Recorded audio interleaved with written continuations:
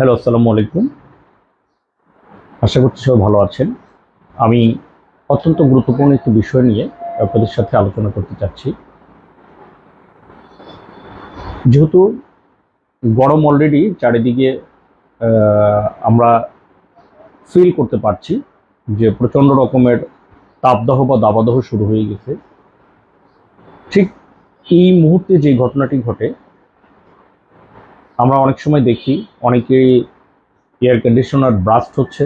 অনেক জায়গায় air conditioner fitting করতে যেয়ে হয়তো টেকনিক্যাল পার্সন উপর থেকে পড়ে যেয়ে তার লাইফ বিপন্ন হয়ে যাচ্ছে এবং অনেক সময় অনেক দুর্ঘটনার শিকার আমরা হচ্ছি। আসলে এই দুর্ঘটনাগুলো কেন হচ্ছে? এটা শুধুমাত্র আমাদের সচেতনতার অভাব। যখনই এয়ার কন্ডিশনারের সিজন আসে, ঠিক সেই সময় আমরা দেখি যে একেবারে ব্যাঙের ছাতার মতো কিছু দোকান গজিয়ে ওঠে যে জায়গাগুলোতে এয়ার কন্ডিশনার বিক্রি হয়, এবং তারা যখন এয়ার কন্ডিশনারগুলো সেট আপ করে এবং এই সেট আপে অদক্ষ কিছু জনবল দিয়ে সেট আপ করা হয়, যার কারণে অনেক সময় অনেকগুলো দুর্ঘটনা ঘটে। একদিকে অদক্ষ জনবল, অন্যদিকে জাস্ট আমরা যারা কনজিউমার আছি বা আমরা যারা কাস্টমার আছি, তারা জাস্ট অল্প কিছু টাকা কমের জন্য আমরা এইসব জায়গা থেকে এয়ার কন্ডিশনার পারচেস করি। আমি রিকোয়েস্ট করব, যদি এই ধরনের দুর্ঘটনা থেকে আমরা বেঁচে থাকতে চাই তাহলে অবশ্যই কোনো অথেন্টিক জায়গা থেকে এয়ার কন্ডিশনার পারচেস করলে তাহলে সেই অথেন্টিক দক্ষ লোকবল দিয়ে আপনার এয়ার কন্ডিশনারটি সেট আপ করে দেওয়া হবে, এবং যার কারণে দেখা যাবে আপনি অনেকগুলো দুর্ঘটনা থেকে বেঁচে যাবেন।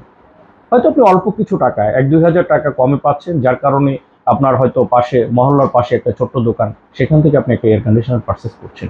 কিন্তু আমি বলছি না যে এয়ার কন্ডিশনার খারাপ, air conditioner is okay, but দক্ষ জনবলের অভাবে হয়তো সে একজন টেকনিক্যাল পার্সন রেখেছে, যার অল্প কিছু পেমেন্টের মাধ্যমে তাকে সে রেখেছে, এবং এই অল্প কিছু পেমেন্টের মাধ্যমে একজন দক্ষ জনবল কখনোই রাখা সম্ভব না। সেই অদক্ষ জনবল যখন আপনার এসিটি ফিটিং করছে, দেখা যাচ্ছে বাইরের যখন আউটডোরটি লাগাচ্ছে তখন তার ঠিকমতো হয়তো ভ্যাকিউমটা করেনি, ঠিকমতো হয়তো বা স্ক্রুটা ঠিকমতো লাগায়নি। অনেক সময় ঝড়ের সময় দেখা যায় আমরা এয়ার কন্ডিশনার উপর থেকে পড়ে গিয়েছে, এই ধরনের কিছু কমপ্লেইন আমাদের কাছে আসে। অনেক সময় দেখা যাচ্ছে যে নতুন একটি এয়ার কন্ডিশনার লাগানোর পরে এয়ার কন্ডিশনারটা ঠান্ডা হচ্ছে না। এটা আসলে এয়ার কন্ডিশনারের চেয়েও গুরুত্বপূর্ণ হচ্ছে কাকে দিয়ে আপনি এয়ার কন্ডিশনারটি সেট আপ করছেন।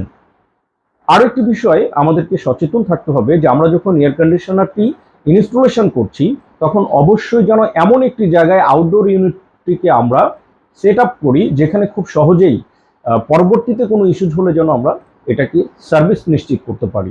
অনেকেই আমরা দেখা যায় যে আমরা বারান্দাতে, আমরা যদিও অ্যাজ এ সেলস পিপল যখন সাজেস্ট করে যে আপনার আউটডোর ইউনিটটি বারান্দাতে আপনি যদি সেট আপ করেন তাহলে এটা পরবর্তীতে সার্ভিস এবং সার্ভিসিং দুটোর জন্যই আপনি অনেক মানে বেটার একটা সার্ভিস পাবেন।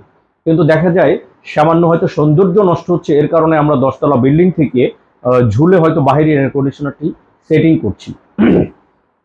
সেলসের স্বার্থে দোকানদার আপনাকে এসিটি সেট আপ করে দিচ্ছে, কিন্তু পরবর্তীতে দেখা যাচ্ছে সার্ভিস ইস্যু যখন আসে তখন আমরা হয়তো সার্ভিসের জন্য ওই দক্ষ লোক না পাওয়ার কারণে সার্ভিস পেতে লেট হচ্ছে। আরও একটি বিষয়, আমাদের দেশের যেই রিসোর্স আছে, অর্থাৎ উপর থেকে যখন ঝুলে এসিটি লাগাবে তখন যে ধরনের রিসোর্স দরকার সেই ধরনের রিসোর্স আমাদের দেশে অ্যাভেলেবেল নেই।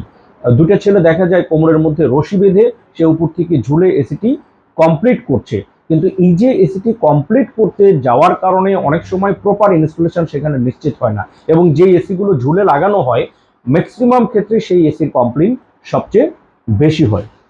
তাই আমি আবারও রিকোয়েস্ট করব যে অল্প কিছু টাকার জন্য আপনারা কখনোই অদক্ষ কোনো টেকনিক্যাল পার্সন দিয়ে এসি অবশ্যই ইনস্টলেশন করবেন না। পাশাপাশি অথেন্টিক না এ ধরনের জায়গা থেকে এসি পারচেস করে নিজের জীবনে বড় ধরনের কোনো ঝুঁকি আপনারা নিতে যাবেন না, এবং চেষ্টা করবেন সবসময় এসির আউটডোরটি বারান্দা অথবা এমন একটি জায়গায় রাখার জন্য যে জায়গাতে দাঁড়িয়ে অ্যাটলিস্ট টেকনিশিয়ান তার কাজটি কমপ্লিট করতে পারে। যদি আরেকটা বিষয় আমি ক্লিয়ার করব, সেটি হচ্ছে যে আমরা যেন অবশ্যই অন্তত বছরে 2 থেকে 3 বার আমার এসিটি সার্ভিসিং করিয়ে নিতে পারি এবং ইলেকট্রিক লাইনটি ঠিক আছে কিনা সেটি যেন আমরা চেক করিয়ে নিই। তাহলে হয়তোবা আমরা অনেকগুলো দুর্ঘটনা থেকে আমাদের ফ্যামিলিকে যেমন সেভ করতে পারবো, আমরা নিজেরা সেভ হব, এবং যেই টেকনিক্যাল পার্সনগুলো এসি ইনস্টলেশন করে বা এসি সার্ভিসিং করে তারাও হয়তো অনেকটা ঝুঁকিমুক্ত হবে। আমরা সবাই ভালো থাকবো আমরা নিজেরা, ভালো থাকবে দেশ, ভালো থাকবে সমাজ। তো ধন্যবাদ সবাইকে, আজকে এ পর্যন্ত। ভালো থাকবেন সবাই। আসসালামু আলাইকুম, আল্লাহ হাফেজ।